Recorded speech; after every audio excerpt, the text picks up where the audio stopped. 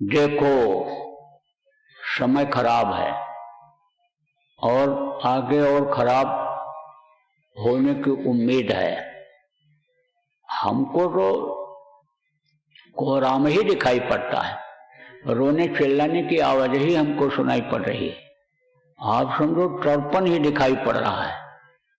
अब ये तो होना है, किसी भी तरीके से होना है, कैसे भी होना है, क्योंकि जड़ता है लोगों में, जड़ जीव मान नहीं रहे हैं, सुन भी रहे हैं एक कान से और दूसरे कान से निकाल दे रहे हैं। तो वो तो होना है, होनी तो होकर रहे, टाल सके ना कोई। अब टालने का एक यही रास्ता है कि भाई कहीं जैसे आग लगी और बता दिया जाए कि उधर मत जाओ, और आप होशियार हो गए, सजग हो गए, तो आग में जलोगे नहीं मानोगे, आगे बढ़ जाओगे, लोभ में लालच में किसी भी तरह से बढ़ जाओगे तो आग की लपट ही लगेगी, झुलस जाओगे, कपड़े ही जल जाएंगे। इसलिए कहा जाता है कि भाई यह जो आने वाली लपटें हैं, आने वाला खराब समय है, उसमें बचने के लिए आप अपने को मजबूत कर लो। आप उस मालिक के दयांतर में ले लो कि आप उस दया में सरोबोर रहो।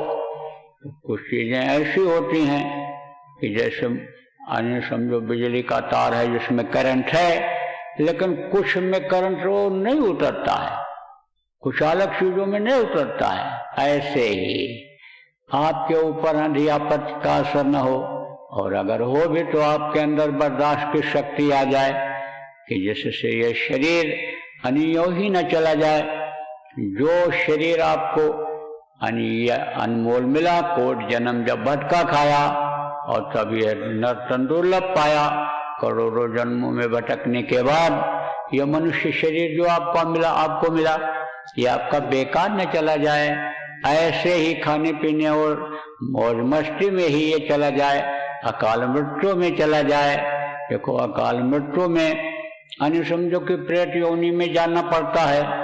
अब ये जरूर है कि आप भजन ध्यान सुमिरन कर रहे हो, आपके ऊपर गुरु की दया का इजहार हो गया है, गुरु से आपको प्रेम हो गया है, तो आप मान लो बच जाओगे प्रेत योनि से, तकलीफों से आप बच जाओगे, तो भी आप पार नहीं हो सकते हो। आप तो समझो कि वो निकालेंगे, शून्य में ले जाएंगे, ऊपर वहां डाल देंगे, फिर नीचे उतरना ही पड़ेगा हर हालत में। अगर आपने गांठ को नहीं खोला, अगर आप ऊपरी लोकों में आने जाने नहीं लगे, और उस ताकत को आपको जो मिलेगी उसको अगर आप संभाल कर नहीं रख सके, उसको आपने लुटा दिया, फिर इन अंगों से आपने गलत काम किया, शरीर को अपवित्र कर लिया, तो जो नियम है उस नियम के अंतर्गत आपको भी सजा मिल जाएगी। इसलिए प्रेमियों चेतने की जरूरत है, इस वक्त पर मौका है। और नहीं तो जैसा मैंने कहा, बिना न माने जलद जड़ गए 3 दिन बीत। हम भी ये चाहते हैं कि युद्ध न हो।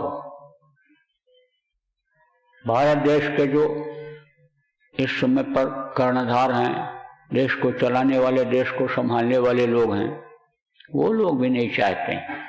उन लोगों के भी समझ में ये आ गया कि मानव जीवन बड़ा अनमोल होता है, मनुष्य शरीर अनमोल होता है, और हिंसा हत्या अच्छी चीज नहीं होती है, इनको बचाया जाए।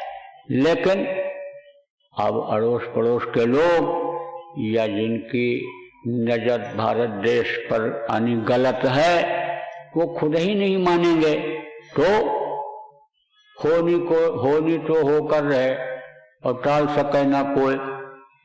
आप देखो कितना समझाया कृष्ण ने, कितना समझाया कौरवों को कि युद्ध न करो, युद्ध अच्छा नहीं होता है, लड़ाई अच्छी नहीं होती है, धन का बड़ा नुकसान होता है, जन का मनुष्यों का बड़ा नुकसान होता है, सारी व्यवस्था अस्त व्यस्त हो जाती है, आदमी का ठौर ठिकाना खत्म हो जाता है, आदमी की व्यवस्थाएं सब बिगड़ जाती हैं जीवन की, तो न करो, नहीं माने। अब आप समझो ये असंभव ही हो गया, युद्ध तो होना ही होना है। तो पूर्वी एक जगह